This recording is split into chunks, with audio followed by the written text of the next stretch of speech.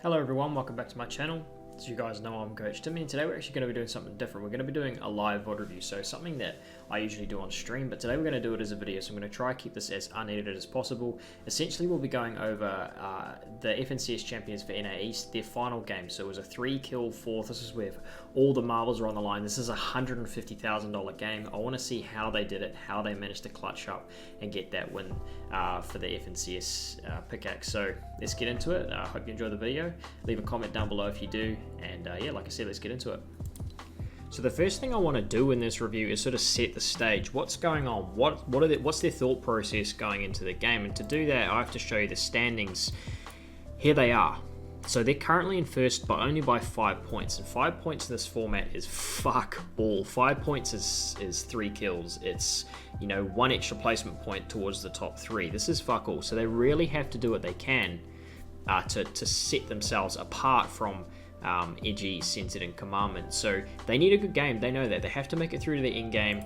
They have to really do what they can to sort their Storm Surge early. That's one of the big things. So we're going to watch how they sort their Surge, and then we're going to watch how they play that consistent late game. The crazy consistency they had all throughout the tournament is something that we want to break down. So we'll get into that here. But first thing to note, they dropped Slurpy Swamp. The reason Slurpy Swamp is a fantastic drop is because you get to conserve every bit of shield that you loot. You get all of your shield, or all of your active shield, off of farming slurp barrels, of course, and then if you want to go into the river, you can take the river as well. So they get max shield from basically every time they get here, for basically every drop, and then of course they get really good loot as well, because there's lots of loot around them.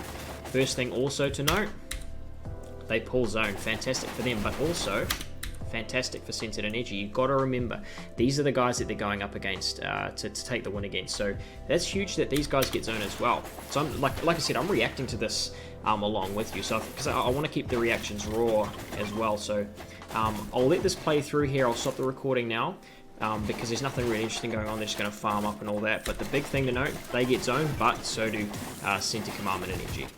So here's another thing to note here.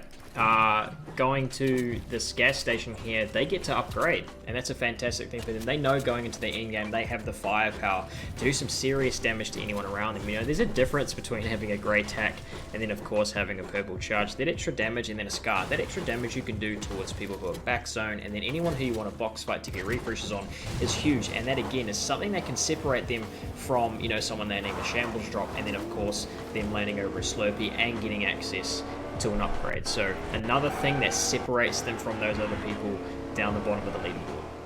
So they picked this spot below one of the Hunter's Hills to set up for Surge, and I'm not a huge fan of this spot to pick up Surge. You don't really have that many great lines of sight on anyone coming through Weeping Woods through this area. You actually don't have that great of sight lines on, obviously, because all the foliage and stuff cuts lines of sight for you. But one thing that's really great for them is of course the fact that they are central here. If they're this central in first zone, this is them here. When you're this central in first zone, it means that you can make a really good head start on where second zone goes. If it pulls you know, relatively far, you have first access to where that zone goes, which means that, especially if they have a car, which they do, you can get ahead of everyone else and then hold people for Surge. So their plan, what it seems like to me, that remember, this is the first time watching these guys, set up towards central, look for tags if they can. They're not too worried about it on first. What they're trying to do is put themselves into a good position for first so they can make good rotations for second and then get most of their Surge then. So I've reversed it a little bit here. Went a bit too far back, but one thing I really want to point out is this mentality that they're about to show, this extreme want or priority that they set, that Surge is the main priority, the number one priority.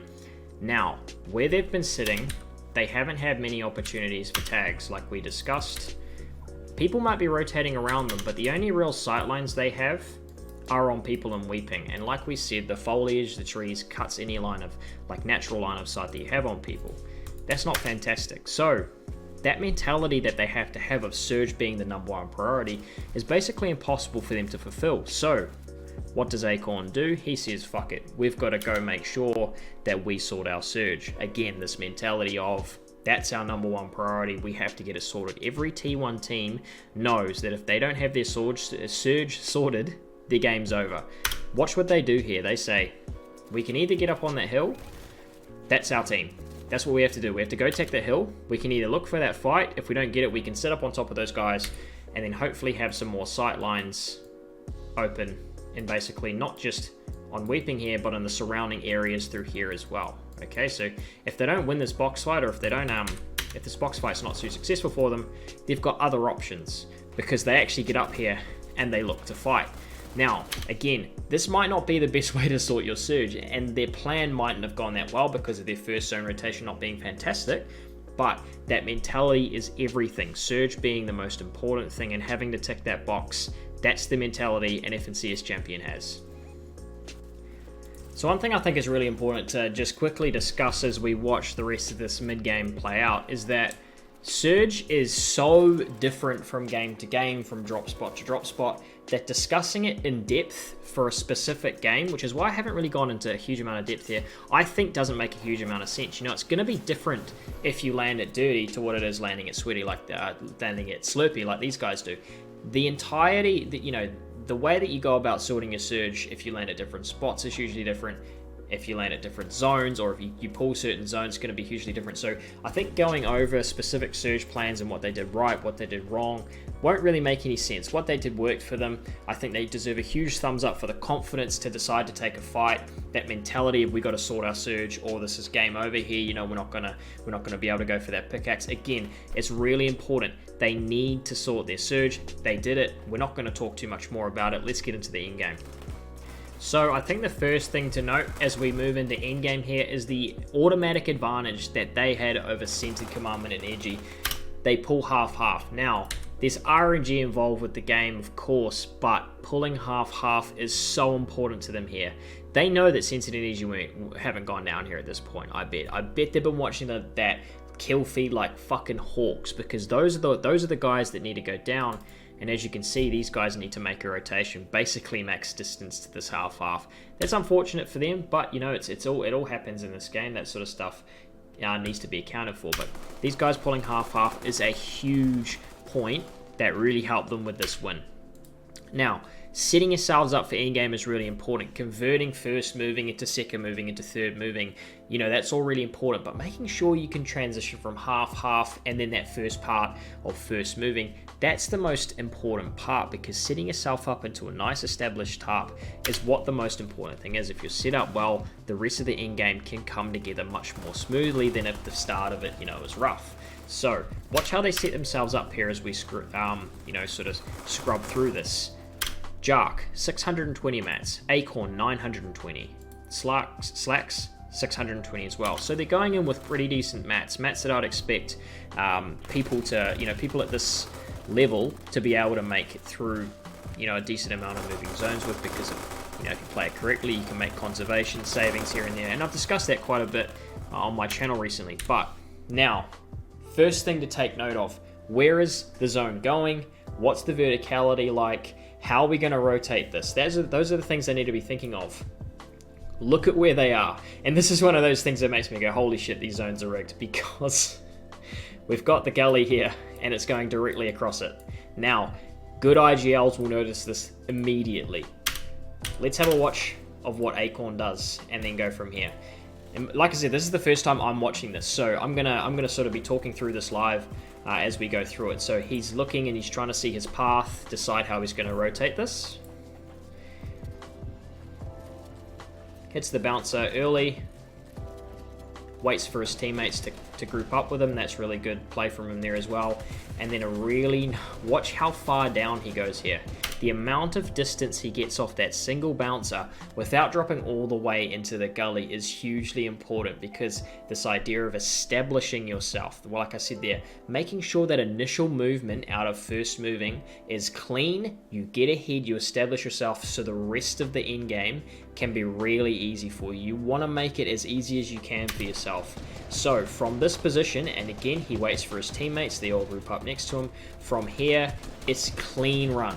Everything from here should be relatively easy, because they've set themselves up into a really, really good position to succeed with first moving. Now, another thing that really plays into their favor, their layering. It wasn't exactly a layering decision per se, because they haven't been changing layers. In dropping down off that mountain there, Acorn knew he was going into dead space, and we missed it. We missed a kill there. But by going into dead space, not dead side, not dead space being space that no one is in or no one has established in already. By going into dead space like that, he knows he's safe. He knows they're going to get into first moving and be able to establish themselves really easily.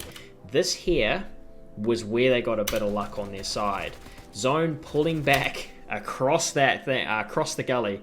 Without that, they're caught behind zone slightly. Here they are here. If zone keeps going here, they've got to fight their way through it. So, what did they do wrong there? I think the thing that they did wrong there was play a little bit too low and then not clear their layers as it started to pull up the gully there. If it kept on going up, I think we'd see a much...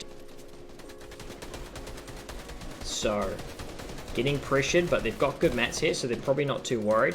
The great thing is that it pulled back over basically what they can not reuse, but where they can establish themselves into a really good layer. Let's swap over to Acorn, the lead tarp.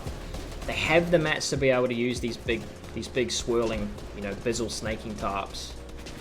And really good layering, making sure they're getting up and clearing that congestion at low. If you stop and you have a look at what the drone free looks like, they're in a fantastic position here, aren't they? They're not up there with a bunch of those people. They're slightly below it, but they're still up high enough to be able to clear everything up there if they really need to. They're not down on the ultimate low where they're going to have some serious issues going up. But this kind of verticality, again, you can see Acorn's extremely aware that they're going to have to keep on moving up. But if they keep on moving along here, they're actually going to be totally fine. So really, really good layer picking from him there as we watch this play out. One thing that is really important to note is that with vertical zones, people die out really quickly. The game dies out really, really fast. So all they have to do here is put a semi-decent game together, and they're gonna do well. And again, all they had to do was basically outlast Centered and Edgy, and in fact, they do that coming up just now. But really simple stuff. Again, doing the fundamentals right, establishing themselves early. Have they really done anything special here? No, they've kind of got themselves ahead of zone. They've stayed ahead of zone. They did get a bit lucky with the zone pullback, we'll give them that. But everyone needs a bit of RNG to go their way every now and then.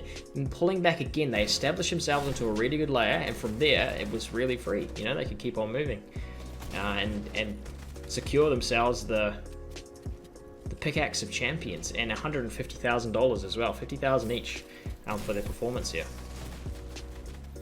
So for now, again, like it does usually come down to this, you know, final zone. It does come down to a bit of a 50-50 at some stage, but this is where, you know, true champions are made. These final gunfights here, but they've done the hard work. Again, that hard work was finding those layers, getting ahead, and establish yourselves early, and from there everything's easy. Thank you guys for watching. Hope you enjoyed the video. If you did, chuck me a like, and I'll catch you guys later.